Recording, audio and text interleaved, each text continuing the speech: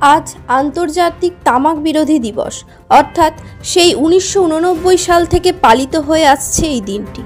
তেমনি আজ হুগলি গ্রামীণ পুলিশের অন্তর্গত চণ্ডীতলা থানার ভারপ্রাপ্ত পুলিশ অফিসার জয়ন্ত পালের নির্দেশে করলগাছা হাই স্কুলে রীতিমতো জাঁকজমকপূর্ণভাবে মাদক বিরোধী দিবস পালন করা হলো এবং ছাত্রছাত্রীদের বোঝানো হলো কেন মাদক থেকে তারা দূরে থাকবে।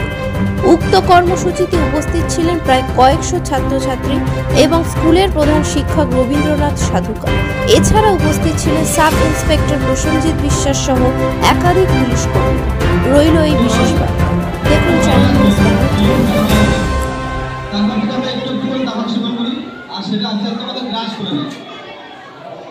আমরা প্রথম অবস্থায় আমরা তামাক সেবন করি, কিন্তু পরে কি হয় তামাক আমাদের সেবন করে আমাদের আর সেখান থেকে ফেরার জায়গা থাকে না, এতটাই বাজে নেশা এটা। তো চেষ্টা করতে হবে আমরা জীবনে যতই ব্যর্থ হই না কেন তামাক জাতীয় কোনো নেশা বা মদ ড্রাগস এগুলোর জন্য কখনো কখনোই না করি।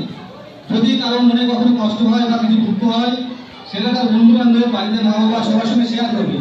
এমন কারোর সঙ্গে শেয়ার করবে না যে নিজে তামাক সেবন করে বা তোমাকে বলবে চল ভাই আজকে এটা একটু খেয়ে দেখি ভালো লাগবে খেতে।